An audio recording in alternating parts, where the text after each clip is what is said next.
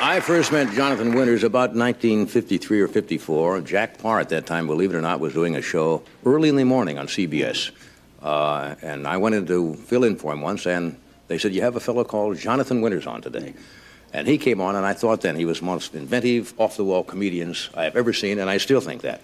He's just finished a movie called Moon Over Parador with Richard Dreyfuss. He's written a book called Winter's Tales, Stories and Observations for the Unusual. Would you welcome Jonathan Winters?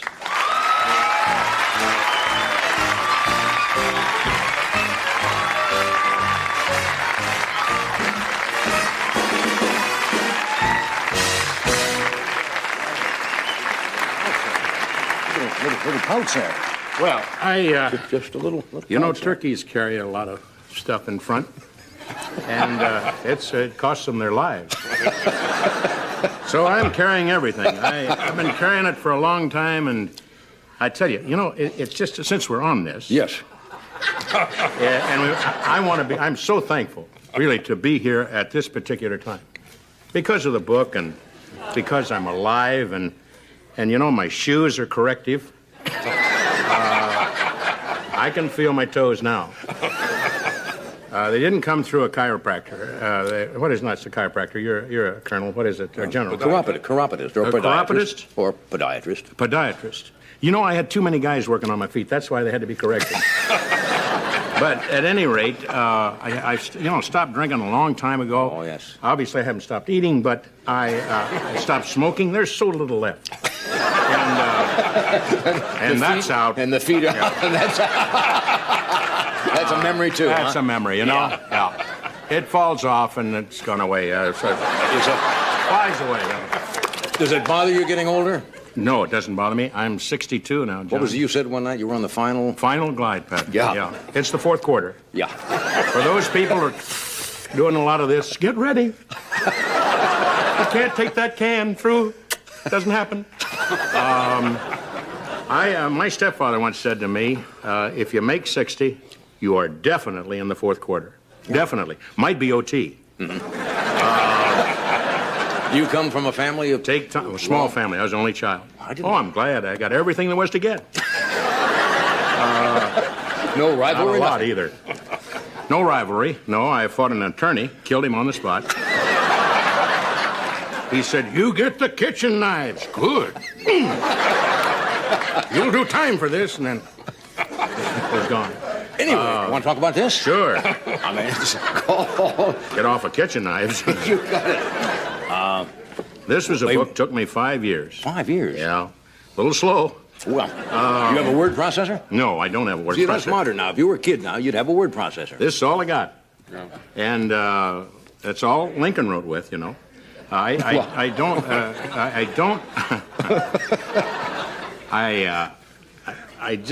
can't type, very honestly. I can't. It's unfortunate. And with the secretary situation, it's a little frightening, the senators are being reported and things. So I thought it's better to stick with a little hand. Did your wife suggest you should not use a secretary? Yeah, Was that right away. She said that ballpoint pen, get on it. And so I went down the basement and between jobs wrote this little 216-page book. And it's a book on short stories, a little poetry, it's reflections, observations. It's not what you call a funny book. I don't want to turn you off on this, but it's reflections, observations, which can be funny. Pithy comments. Yeah, pithy. Yeah. Toward the end, it gets pithy. But you can sit, and you know where you sit a lot of times. You can sit there. Here, Margaret, look here. And what's your favorite? Anything in here you'd like to? Well, they're all my favorite. That's an ego problem. No. Before you do that, why don't you find one, and we'll do a commercial. Okay. I'm just as interested as you are. Your hands are cold. Yes, my hands are cold. Hold on to me. We'll do this, and we'll come right back for our reading corner. All right, friends, now, in our author's corner, this is what I'll call our normal author spot now, and John's going to read from his Random House did this book? Yes. A little excerpt from some of your observations. Okay. Okay. Sit right up, pencils up or pencils down. This is called How much money did you make today, little man? How much money did you make today, little man? Only 15 cents. I sold an old green bottle I found buried out back of the barn. How much money did you make today, little man? Carried some groceries, 4 big bags of them, for an old woman to her car. She gave me a whole quarter. How much money did you make today, little man? I raked leaves all day long for Mr. Rogers. Took them into an old dirty sheet down to Buck Creek and burned them. Both my hands are sore and full of blisters. Mr. Rogers gave me $1, silver dollar. Said he'd had it for a long, long time. That's Mr. Rogers cracking nuts.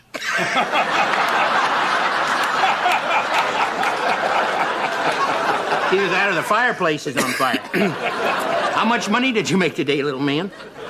I washed Grandpa's pickup and then waxed it. Made it look almost new. Grandpa gave me 75 cents and a picture of him in uniform when he was in World War I. How much money did you make today, little man? I shoveled snow all day Saturday and most of Sunday. Would have made a bunch of money, but the handle broke. As it was, I almost made $2. How much money did you make today, little man? I didn't make a cent a day. Hard to believe, ain't it? I've been hustling ever since I was born. But today I found something better than money. Something I've been looking for a long, long time. Ever since my dad died. No, it ain't money. I found a friend. A real friend. Somebody that don't care whether I got money or not. Last thing she said to me today was, I don't care how much you made today. Little man, I love you and just want to be your wife. It's not to say she doesn't love me. I'm sure she does. And I love her. But we're only kids. I'll bet you anything, when I grow up and do marry her, first thing she's going to say is, how much money did you make today, little man? That's nice. That's nice piece. Whoa. Yeah.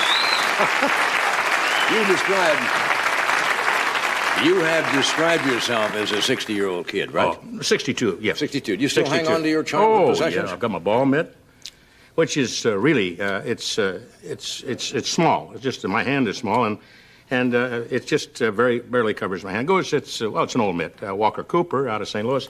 You can't throw it away, right? No, I can't throw it away. I've got stuff like that. I tried to throw it away, and it was thrown back at me. Yeah. No, I have marbles. I have a .22 rifle. I have a couple of boxes of soldiers, and I got to tell you one little story, John, especially this time of the year when people are, in the festive mood, and also people with, large pins ready to hit the turkey there in New York and watch it. No, at any rate, no, I was kidding about that. I always wanted to do that as a kid. Go, ooh, watch the big rubber turkey. Terrible. You're a violent child. I stuck it in a real turkey. He went at me. No, when I came home, this is a moment of grief, but for a lot of people. But I came home from the war, and I was just again talking about Thanksgiving, like yourself, strafing people there in Philadelphia. But I came home and I went down the Stone Road. And my mother was there, and I said, you had to cue her a lot. And she was in show business. She was in radio and an actress. But I'd say, Mother, it's me. And her eyes were not Vaseline at that time. And I said, Johnny, your son. I see you. I see you. So it was a very demonstrative family. And ran to it. A lot of the minorities would run and grab each other. But, whew, boy, when you're full Caucasian, a lot of times it's back off, So... Full Caucasians are like Caucasian. that. Yeah, I know what you mean. So, and eventually she grabbed me, the bottle dropped, Oh, nice, sweetheart, it is you. And so I went to my room, which got this area in here, bed, wash bowl, and a commode, and place to hang the funny shirts. So I said, Mother, it's great to be home, number one. And I said, where are my toys? There's a long pause. She said, you're 20 years old, dummy. And very sensitive at that time, too. I mean, if you said that had been said to me in the service, and of course, grenade. So I didn't have any grenades or she'd have been history. So I said, Carol, say about your mom. We're a tough family. You gotta call it as you see. You got it. Because she'd survive, I know her. Yeah. And tough old lady. Blow her into a tree, come right out with some squirrel, So she said, you're 20 years old. What are we talking about the toys for? And I said, she said, I gave them away to the mission. I said, that's all right. That's okay, the poor kids. But you should have written me, those last hours in Philadelphia where I discharged. And I said, please, why, you should have let me know. And she said the line I'll never forget. She said, well, sweetheart, how did we know that you were going to survive? So that's when I put her in a home early. A lot of warmth in that family, huh? Parents are funny. I know they kid a lot. Yeah. Let's go back to the very first Thanksgiving. Oh. Very first one. Okay. How do you manage it was as a pilgrim? I mean... Well, you have to realize at that time, which I don't think a lot of people do because so many years have passed, they were basically from England, downtown London. And either that or, Southampton. Bye-bye, have a good voyage. Of course, the little boats were kind of a joke, and they went around in circles, and then everybody, so about 7,000 people went... And they moved in. No Evan Roods in those days, gang. So I imagine they got to Plymouth Rock, what it was, around 1620? Mm-hmm, about that. Something like that, 1621. Jamestown, I guess? Jamestown, good. And guy pointed, that's Jamestown. Yes, it says on the map, Jamestown. Everybody, yeah. And, of course, the boat went right into Plymouth Rock, and they swam ashore. And then they got up on the rock, and everybody prayed, usually on the rock. And those that didn't pray were cuffed around a little bit. And by the minister, hey, don't you believe? You don't believe? So then, of course, the Indians showed. God bless the Indians. I still have, a lot of love and respect for the Indians, too. They were obviously in just standard, buckskin and feathers. And here are these people, and the Indian would say, of course, that was a Wyandotte, and you could distinguish him from an Algonquin or Iroquois and Seneca, and he was saying, look at the buckles on the dummy. And, of course, it was something for an Indian because he had no buckles. Good waist, tight, and maybe a rubber band, but certainly not a buckle. And say, and then the guy had buckles on his shoes. Hey, no wonder they were not wanted right away. And then the buckle on the hat told him that he'd had some special treatment. But that's pretty much Thanksgiving as I remember it.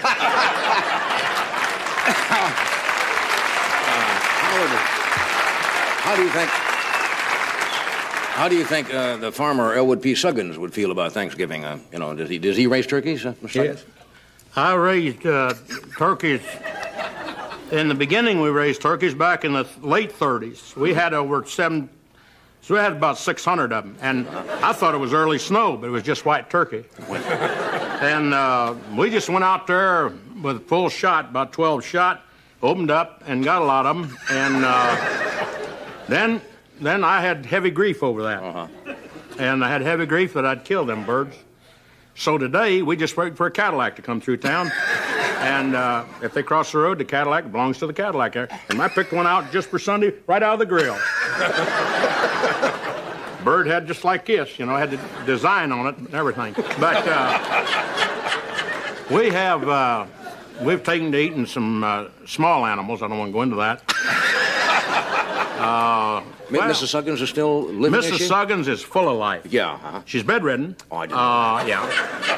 Which works in her favor. I see. I give her a box of chocolates. Good-hearted woman, though. And a new VSR, whatever thing. She's asked for something special. See movies on it. Watch some movies, yeah. Yeah, and she watches that. Yeah. And I watch her, and then we watch the movies together. And I get her to the window so that she can look at the kids. Just drag her out of bed and over at the window. Go ahead, look at her.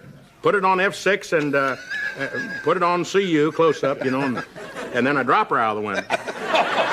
Kids will play with her for 2 or 3 hours. Yeah. Well, they've dragged her around and wore her back off. Yeah, well, I want to wish you a happy Thanksgiving and give my best to Mrs. Suggins. Sounds like a remarkable woman. Are you watching to it? Yeah, well, she's probably watching now. We'll be right back. We'll be right back.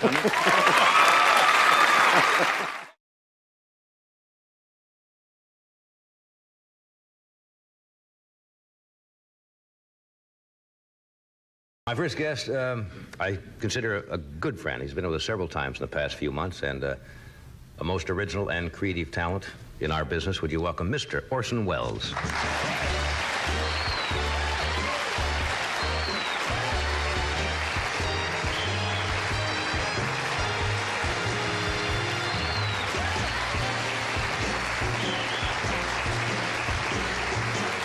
Welcome back.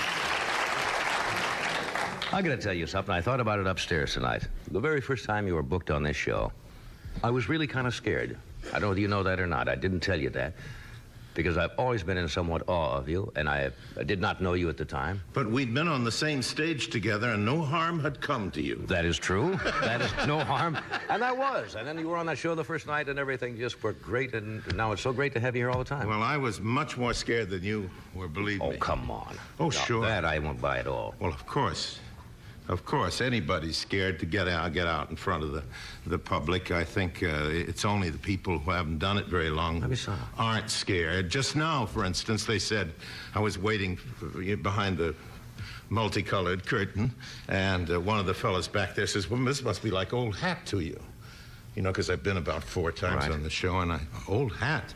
I was, you know, it was just like an opening night. Nervous I guess as ever, performers, sure. no matter how much professional they are, and sometimes the more professional, the more uptight they get. I remember reading, and I found it hard to believe that Helen Hayes at one time, when radio, could not stand at a microphone and read a script. Not true. Is that not true? She did 6. It was under contract. Is there somebody to else do I'm thinking 6 of? plays a year for me when I had an hour Right. radio show, and she was super professional. She then I knew have the wrong- radio very well. Then I have the wrong lady, but someone Yeah, of that wrong lady, stature somebody like that. absolutely was petrified to stand there with just the sheets of paper.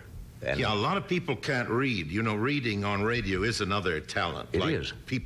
Some people can ad lib and some people can't. And some people can read a script and make it sound like they're making it up. And other people take a long time. Larry Olivia, for example, is a terrible radio actor. But on stage, then Well, he needs his 3 or 4 days. His first readings are I see. very mysterious. You think, that's Sir Lawrence, is it? You know? That's And unusual. yes, you see. And I had him on the radio several times. And the first time, we had an old radio actor called Ray Collins who came up to him, said, didn't I see you on Big Sister?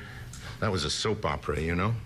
And he came up to me later, Collins, and says, this poor fellow doesn't know what he's doing. Maybe we better help him out a little. Lawrence Olivier. Yes, that's right. Because he was nervous about reading the words off the page, which is a special thing. I drive home now after the show, and one of the stations out here has been playing a lot of the old radio broadcasts. Suspense and a lot of the original comedy shows and drama shows, the Lux Radio Theater. And you realize what a wonderful medium radio really was when it was done well. Dramatically, it was, I don't think there's any medium better, because it, first of all, it did what television doesn't do. It made people listen and pay attention, because as we are talking, the great majority of our public may well be wandering about the room or up to something else. Well, But if it's on radio, they couldn't follow it at all unless they were really following it. That's true, and the imagination really had to take over. And that's why a lot of things on television they could never do as well. For example, I don't think on a television show they could do a really horror or mystery type of thing as because well. your own imagination would do it. Because they can't create those special effects that's in the mind all the time when you hear it. Oh, yes. Those were great days. Great days. I had intended to bring a little magical illusion with me, and I put it in the wrong jacket.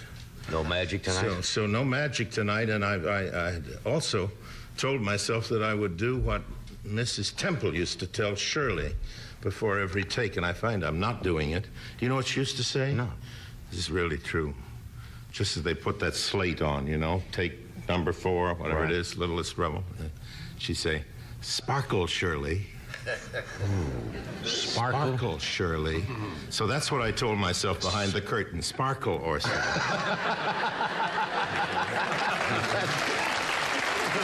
Like one of the performers, a smile now. Let's see some of that. That's funny. I got a couple other things in mind I want to ask you that I wasn't going to get to. That might be fun for the next time you come. I want to. Am I leaving? No. No, you're not while you're sparkling. I want you to get some of those scripts you have and bring them if you have them, and let's show the people how difficult or how unusual it is to read a dramatic thing. And We can do a suspense show here. and set it up, and we'll get the sound That's effects right. and actually Let's do it. recreate. But do it seriously. Do it straight. Yeah. That would be fun. Right. All And right. it'll be very funny. All right, no, it'll be serious. We'll be right back. More sparkling in just a moment.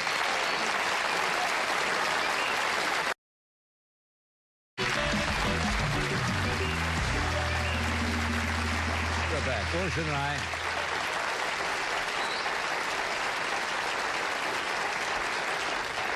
Orson just suggested during the break, the thing would be most apropos would be the Shadow, which you did on radio. Yeah. The Shadow. Remember that One of the series? things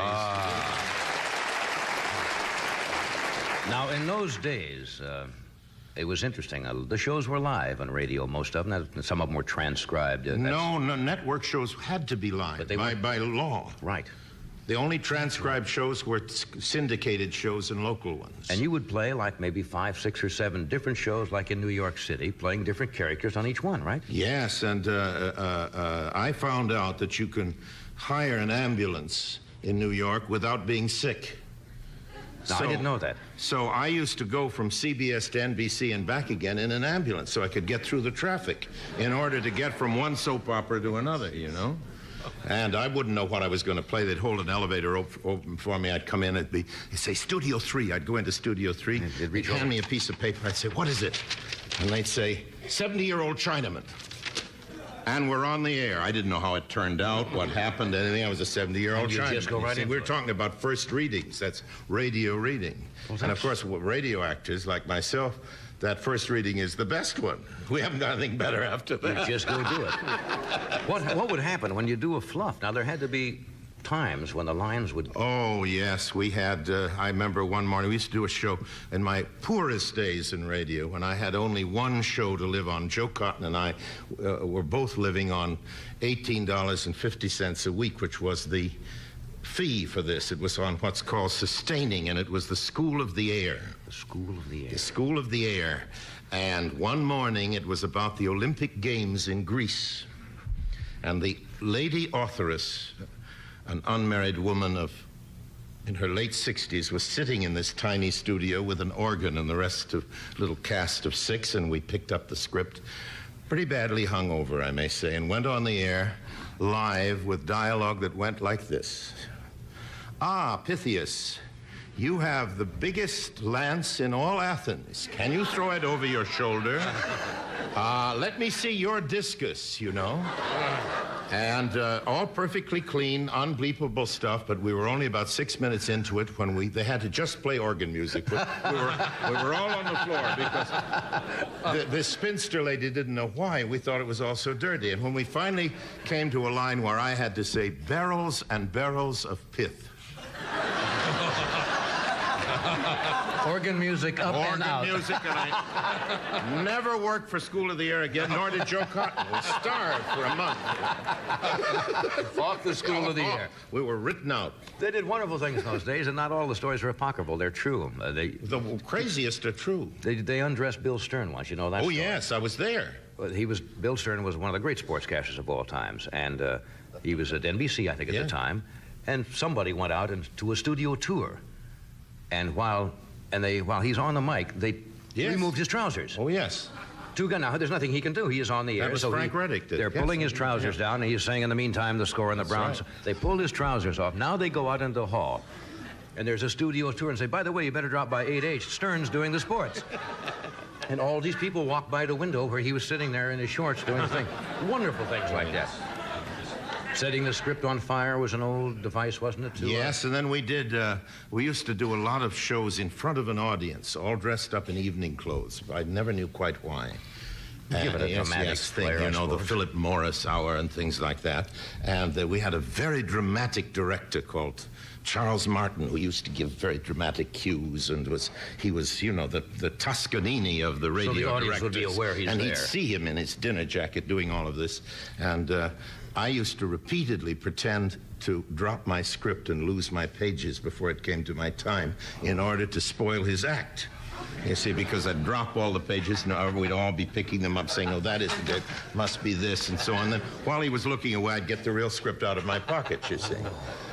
That could be heart attack time. Yeah, heart attack time. But he gave us a rough time during rehearsals, so we felt he had it coming to us. But it was very funny. Sponsors in those days. Over and over again, radio actors would be barred forever, not allowed ever again to work on a show because it was a Camel show and they opened up a package of Chesterfields or something. That's how seriously they took it at that time. Just the package in your hand, blackballed forever. So in radio, a medium where nobody could see anything. I remember once when I was in radio in the Midwest, the favorite device there was because we didn't have a news editing staff or anything. We would just, pull it off the teletype, and the AP or UP would come in on the yellow sheets of paper, and the radio announcer, Ed knows this, would tear it off, and you go into the news, and you read what the stories are. They would type in, they would get a sheet, and in the middle of the news, they would type in some horrendous, obscene story that you didn't know the end of it until you were about halfway through, and then, of course, your eyes would drop down, and you'd say, in Cedar Rapids, Iowa today, Mr. William Scranton went into the barn, and all of a sudden you'd see what's coming. And you'd say, we'll be back to that story in a moment, but first, and terrible things like that. Yes. But you would be halfway through the story before you realized you'd been had. We had an announcer. For years, I had a show for Campbell Soup, which was called the Campbell Playhouse, and we had an announcer called Chappell. Ernest Chappell. Ernest Chappell had a very earnest and dramatic voice, and he used to rehearse his commercials very seriously, and there was a running line for a year, which was, as sure as you like chicken, you like Campbell's chicken soup. Now, I had been sent by somebody They're reading a copy along. of the Poulterer's Gazette, in which Campbell Soup was advertising for old roosters. Now, as a matter of fact, roosters make the best soup on very old chickens, but we didn't know that. We thought it was funny. So I had my cast every week in dress rehearsal. While Chappell was saying, you like Campbell's chicken soup, we were saying rooster soup right along with him. And he would say, now, fellows, I'm going to go on the air and I'm going to say rooster.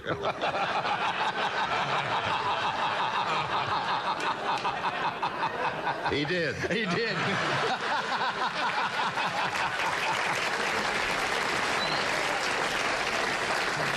That's what's called is the pre-psyching somebody out until you get them absolutely mad. Now, you know the famous story. This is fun tonight. This is just fun and reminiscing. You know the famous story that George Burns did to Jack Benny? It had to do with Jeanette MacDonald, did it not, Freddie? I don't know it. It's a wonderful story, and it shows you how you can psych somebody out. Apparently, Jeanette MacDonald and her husband threw lovely parties, but inevitably, before the evening was over, somebody would ask Jeanette MacDonald to sing, which she would. And if they didn't, she had somebody hired who would. Because she wanted to sing. So George used to say to Jack Benny, 3 days before the party, he'd say, Jack, when Jeanette MacDonald gets up to sing at the party, don't laugh. It would be very embarrassing. He'd call him the next day. Jack, somebody's going to ask Jeanette to sing. I would be very embarrassed if you laughed while she...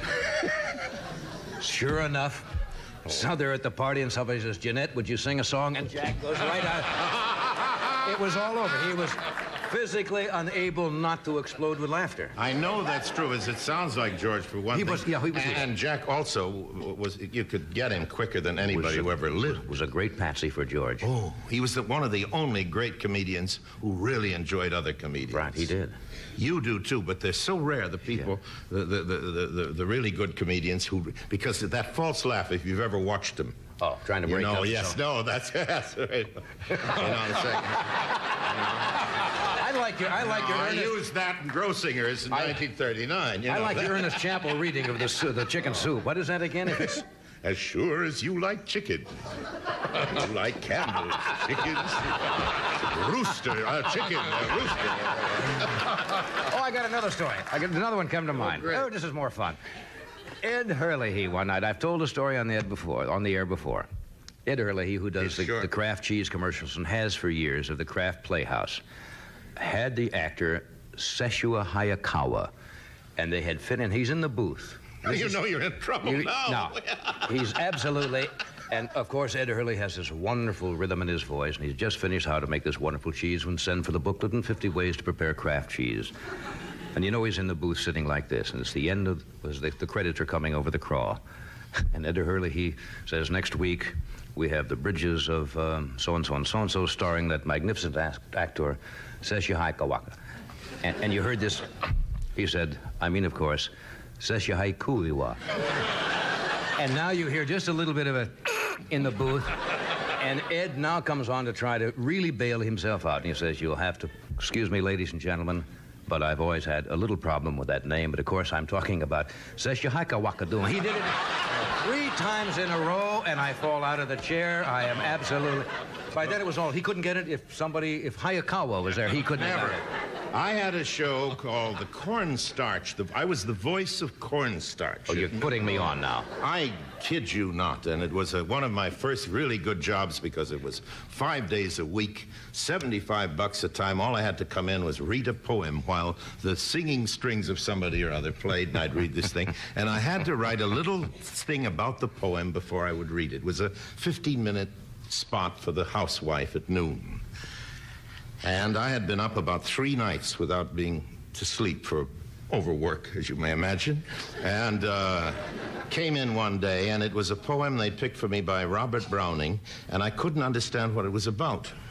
And I didn't know what to say about it. And I remembered a line from a play that I'd been in, The Barretts of Wimpole Street with Cornell, when she says to Browning, who was a character in the play, "What does this poem mean?" And he says, kind of a funny line that he really said in life, "When this was written, only God and Robert Browning know what it meant. Now only God does." So I thought, I'll say this, the ladies will enjoy it. So on singing strings.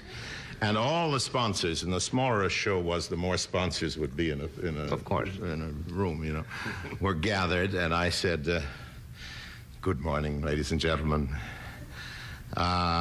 This poem puts me in mind of what the author said originally, that when this was written, only Brob and Grobbit breeding."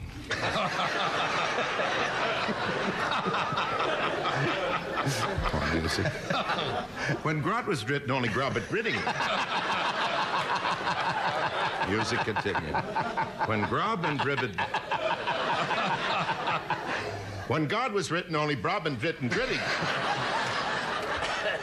And then I saw all of these faces, purple and black, staring at me. And I just put down the script, walked out of the studio, and never saw them again. Never saw. Oh, that's wonderful. No way. So once you're into it, there is no way to recover except leave and come another day. Hey, I thank you. I understand you have to leave early. I have to leave early, and I have to say, you made a remark there that there were 2 people by the name of Orson Welles. That's true. And, I mean, by the name of Orson. And, of course, neither of those statements is true. Who's another person named Orson? You see, there is nobody named Orson. It's like saying, you know, they make champagne in Argentina. Figure that one out. Robert Browning, Dolman. Yes.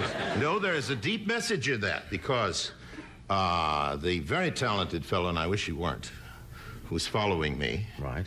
with this name, Orson Bean. you know, was really born with a very straight name. His name is actually Wilmot Entwistle.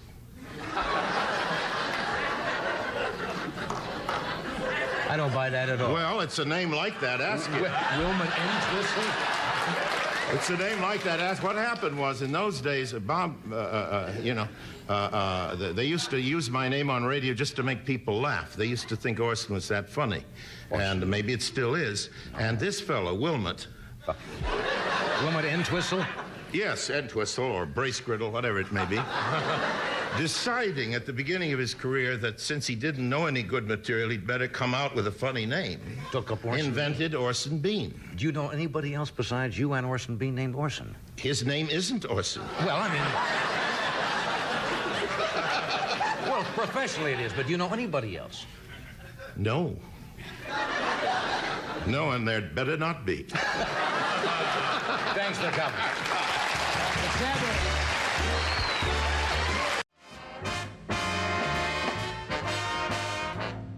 The Carpenters were on the Tonight Show just about the time they were really getting started and coming to national attention. And this Tuesday night, there'll be special guests on the Bob Hope Special.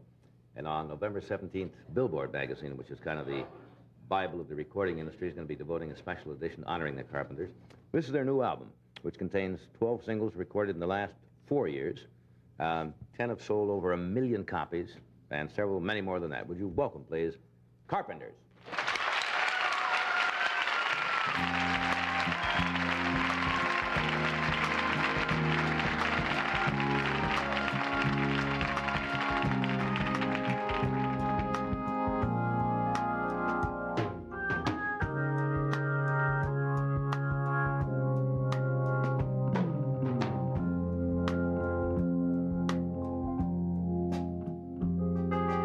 Long ago, I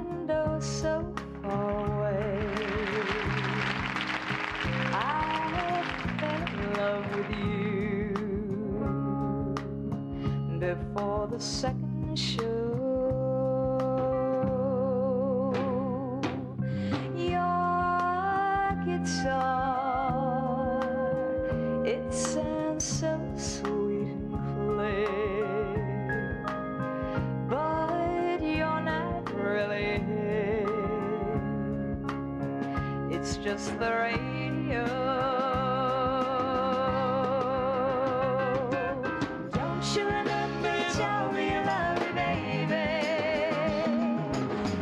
You'll be coming back this way again, baby. Baby, baby, baby, baby, oh baby, I love you, I really do.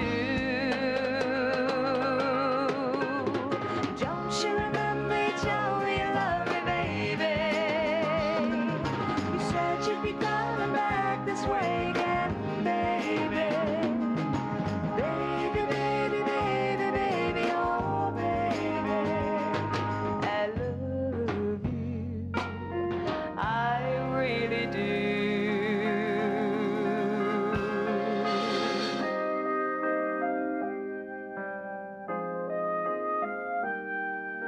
Rainy days and Mondays always get me down.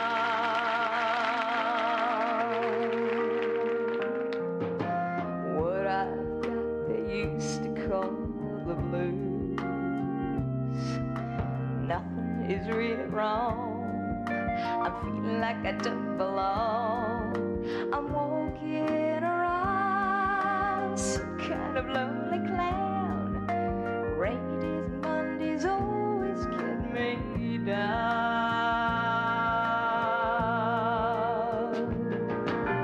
Funny, but it seems I always wind up here with you. It's nice to know somebody loves me. Funny, but it seems that it's the only thing to do, to run and find the one who loves me.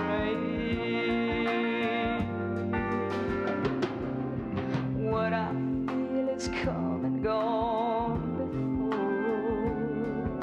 There's no need to talk it out. What it's all about, hanging around, nothing to do but run. Rainy days and Mondays always get me down.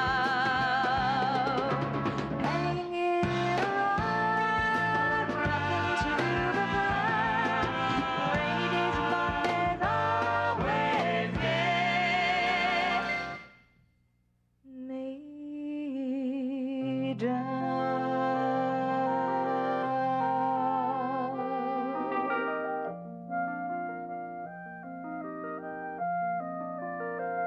I'll say goodbye, love.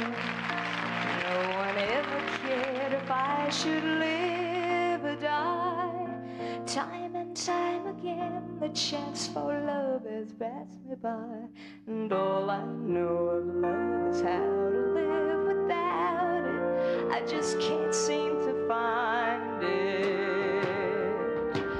So I made my mind up, I must live my life alone.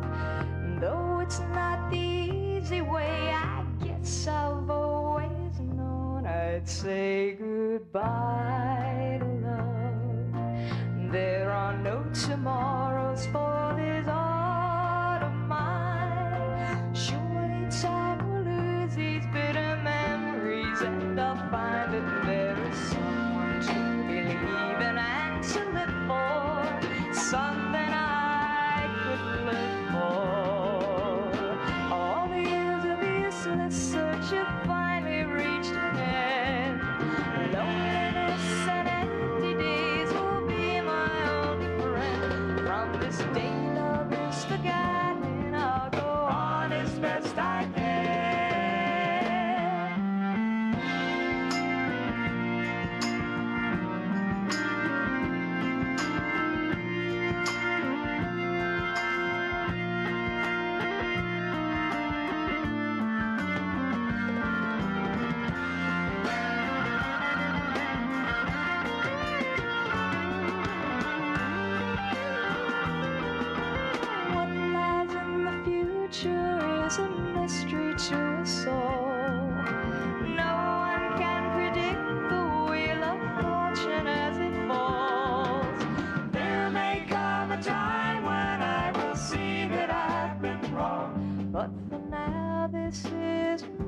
song, and it's goodbye to love.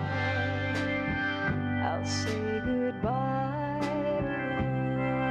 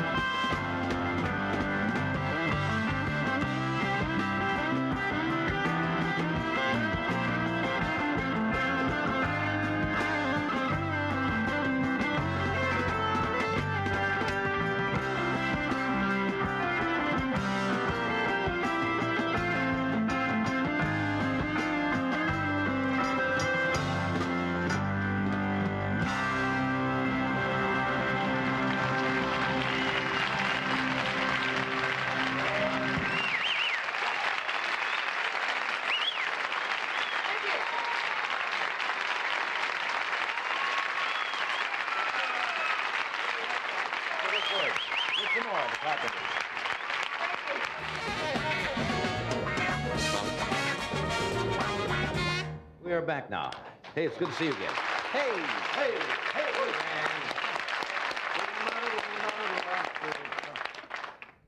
You said something usually, when you first started, you sat at the drums all the time. Now you're standing up more.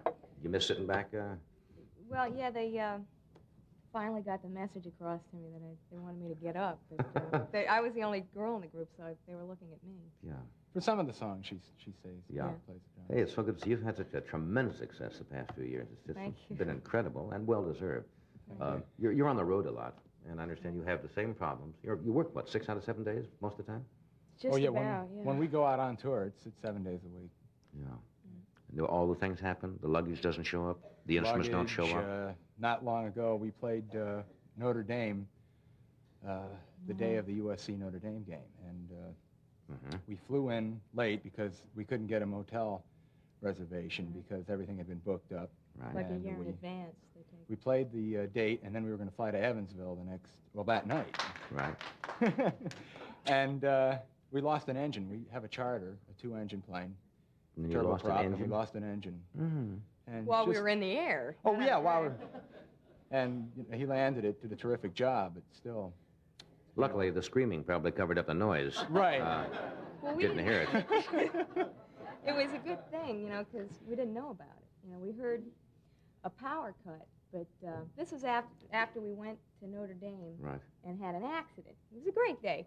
And then we did the concert and got on the plane, split, and we were And like in lost the the air engine. about a half an hour. And We heard a power sudden cut. drop in the sound on the right side, and then the pressurization went, and our ears Right. started to plug. Nobody Everything really was knew, okay. because they didn't want to tell us, because it would be instant. But when we landed and we Panic. saw the fire truck, and then we got off the plane, and the men were in the funny suits, asbestos. Yeah, asbestos. We figured not nice. That's they're gotta gonna shake you a really little take bit. care of the Oh, luggage. yeah. But, I mean, on the road, it's one thing or another all the time.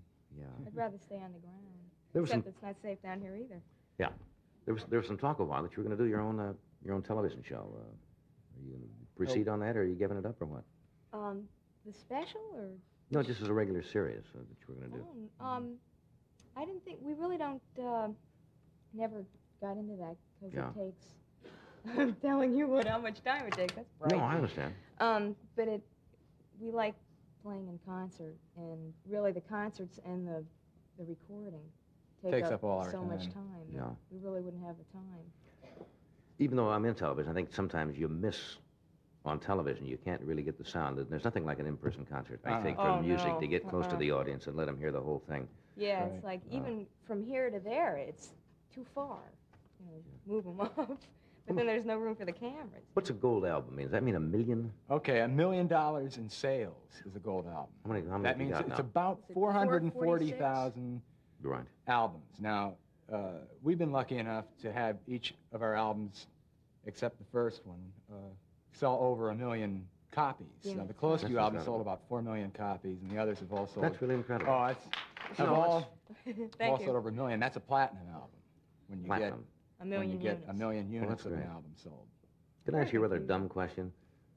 Sure. With the success you've had, are you happier now performing than you were, say, when you were just starting? You know what I'm trying to say? Oh, yeah. You're just busier, happier. Yeah. A Happier. lot of pressure. You know, Well, we're happy, that's and what I this is meant. what we Sometimes wanted. success doesn't always go along with it. No, I mean, things were a lot more, you know, There have been a lot of groups, as you know, that have come up very quickly, and all of a sudden, because of that sudden success, yeah. it's disappeared very we're quickly. trying to hold our own, you know, but there are a lot of pressures, you know. Yeah. This is what we wanted to do, but Yeah, well, when you say, when you try and get a recording contract, and then you finally get one, and you say, oh, now all I have to do is get a hit. But you really don't know what that means until it hits.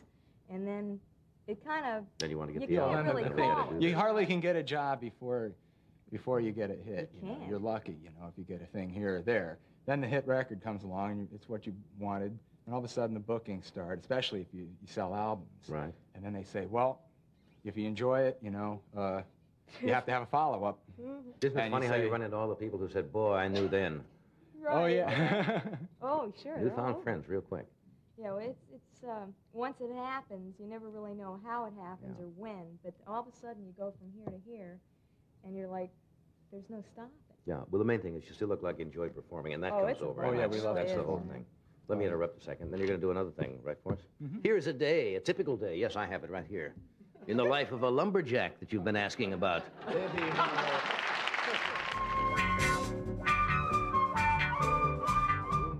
We're back. I understand this next thing you're going to do for us is based on a true happening. Something to do with you. Yeah, Wasn't it, it's a Richard? song that John Bettis and I wrote in 1967. We had a group, and we were trying to get a recording contract, and we weren't getting too far. And, Nowhere. We wanted to make some money to pay for some tapes that we wanted to record, so several of us worked for about 3 months in '67 at Disneyland. And they assign a guy to you who's actually your boss, but they call him a talent supervisor. Right. And we did not get along. Our attitude wasn't too good, and so we didn't get along with him too well. And he fired us, and we wrote a song about him. About this guy who Yeah. scanned you? And- Good. Retribution rears his head. Okay, you all set? You want to run over Sure. and join the group? Here are Karen and Richard, the Carpenter.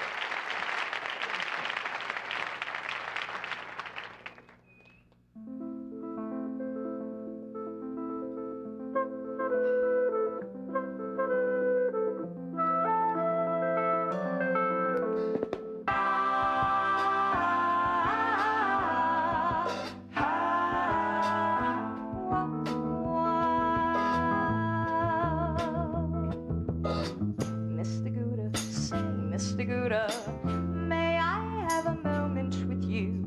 But there is something I've got to say, and please don't let it scare you away. Mr. Gouda, say, Mr. Gouda, I have seen you go through a day. You're everything a robot is for, clocking at 9 and roll out the door at 5. You reflect the company image. You maintain the rules to live by. Shiny shoes, let's keep a neat hair. Now that you're wearing a coat and tie. Mr. Gouda, say, Mr. Gouda, someday soon you may realize you've blown your life just playing a game when no one wins but everyone stays the same.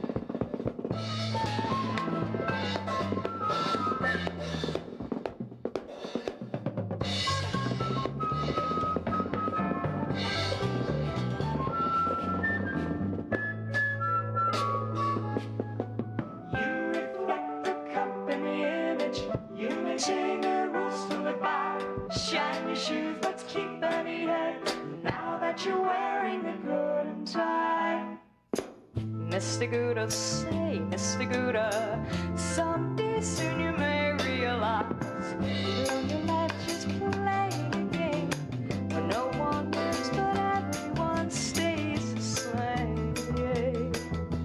Say, yeah, yeah.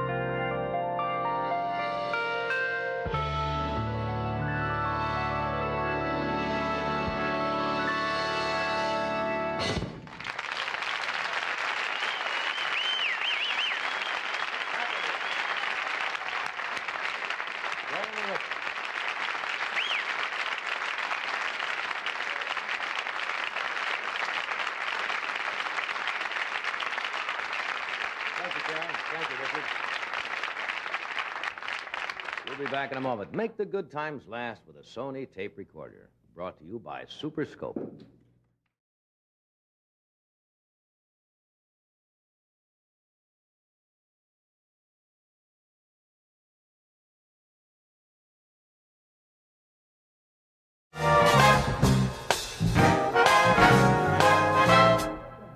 Tom, Dick, I know you fellas going to work tonight, right? Yeah, we have a show at Magic Mountain tonight, and we have to go. So we want to thank you for this opportunity to do the show. Thanks for coming. Well, thank you. Dick, are you sure you want to go through with this? Yep, man, I signed the papers, and you're going. Well, I got to get my stuff together. I want to say thank you a lot, and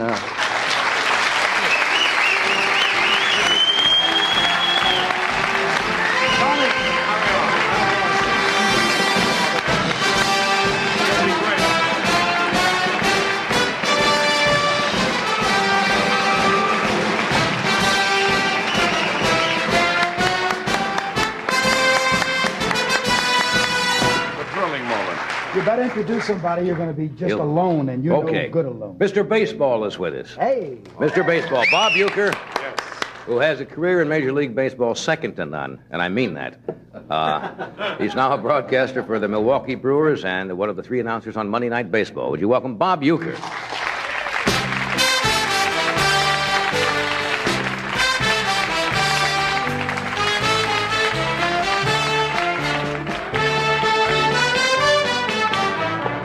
Welcome back. Gee, super show tonight. Isn't this? Oh, man. Yeah. Great. Good company tonight, but it's good to have you here. Oh, it's good to be back again. It's been a long time. I hear you on the Monday night games.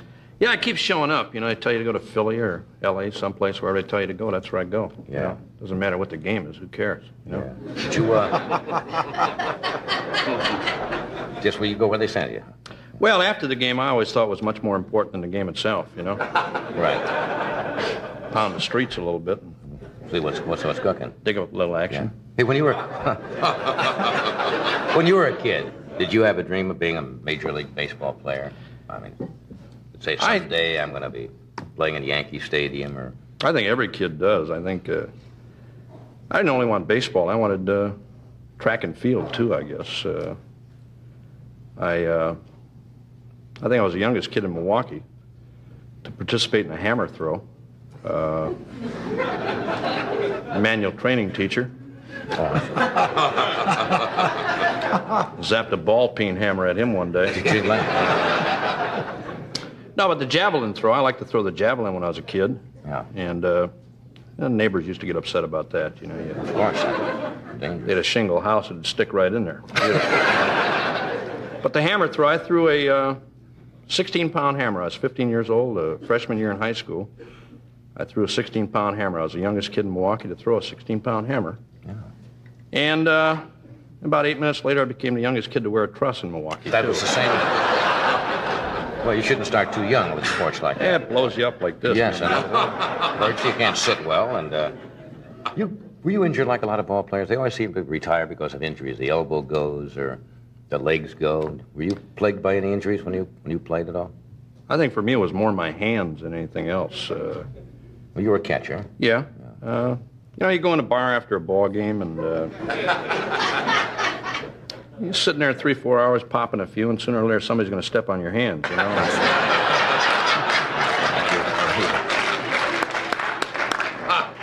Never thought of that. Infected earlobe. Makes your head lean over a little bit. You're vulnerable to the inside pitch, you know. Right. You have to watch all this. Take one up in the coconut once in a while. Right. Did you ever do any commercials like the ball play? Now, that's a big lucrative business for ball players. They can make almost, a top star can make almost as much on television, I understand it, on commercials as he can from playing baseball. I think the thing that aggravates me now about commercials, see Leo DeRocher, Mickey Mantle, Yogi Berra, doing that, the commercial for Jock Itch. Which years ago you couldn't talk about. Right. You couldn't say things like that. And Jock Itch was a problem. When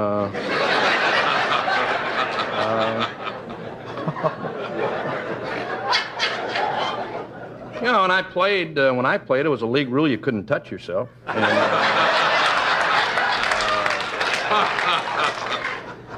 I think the guy that. How do you fix your hat? Well, you can't. Mel, Jock Itch is a. Our clubhouse guy used to.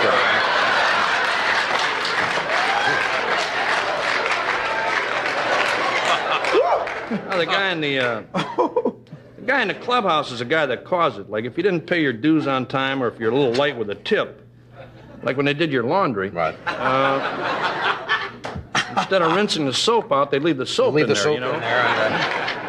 Yeah, like the next day, you start running around, you start sweating a little bit, man. I'm telling you, bad. Bubbles start coming out of your pants. The only thing, the one good thing about Jock Itch that... I mean, there's an attribute? That worked for me. You get on first base, and... like if you got a little jock itch, which is, it's nothing now, when you get a little jock itch and the first base coach comes over and throws a little alky on you. There ain't a catcher in the world throw you out stealing. Gives you a pretty good jump, I guess, on the throw. You wouldn't let me do that thing with the horse. You wouldn't let that film clip be that's on. on television. And we They did talk 8 about minutes on Jock Itch. Are you They have commercials for it now on television. I know. I did terrible. It's dreadful. That's really terrible. We're going to take a short break here, and right now, McDonald's salutes the persistence and determination of America's youth. We're talking with Bob Uecker, announcer for the Milwaukee Braves, and on Monday Night Baseball. And although Bob is not in the Baseball Hall of Fame, and has been told not to even come near the state, as a matter of fact. Well, you had some pretty good years, didn't you? You were a good catcher. How about hitting? Catchers usually are good hitters. Sometimes, hitting to me, when it was always a slump, and you figure when the season's over, the winter time, you figure you're going to get out of it, But it always carried over through the winter into the next spring. I go into spring training, man, right back in the sewer again, Right. But hitting, I don't know what it is about hitting, and I think maybe you go through things like this. I don't know, John or Mel. When you're doing a gig one night, you a little nervous or uptight about it sometimes. Sure. Apprehensive. Sure. To me, hitting was like that. If I'd come up in a tough situation, to me it was always I always felt like I had to go to the bathroom or something. And when you're standing with the bat, if you stride, something might happen, and you'd rather take the pitch than of course. Right. You strike out, you go back to the stands, and you're walking by the stands, and some guy hollers out, "You stink," You ain't got no argument, maybe you do. It was something that I, rather than to be offensive to two other guys standing back there, I used to, take a hike, you know what I mean? Right. What was your batting average over 200. 200? 200 lifetime, a hard 200. Home runs? I banged 14 of them. When I wanted to, it was one of those deals. Well, If you want to hit a home run, you hit one. I laugh at guys now, you know, the guys hitting 300, 320. What do they got to look forward to next year, you know? You wanted to kind of build. Oh, you stay around 200, 201, 202. Maybe 2 or 3 RBIs. You got something to shoot for the next year. 2 or 3 RBIs. Didn't you have a school for a while for youngsters? Yeah, I had I still got it, as a matter of fact. Young catchers? Yeah, pass ball school. It's a school to show kids how to miss a ball without letting the people in the stands know you're missing it on purpose. And I'm talking about not a pitch out here or over here. I mean one right here to get that kid maneuverable enough where he can let it go. And maybe if the umpire is having a bad day, maybe to hit him right here. Sportsmanship is the kind of the byword. Oh, yeah, hey. We've branched out now into lacrosse, hockey, polo, and stickball, and then graduation day, we let them all play on one field, and whoever wins graduates. That's a wonderful school. We'll take a break.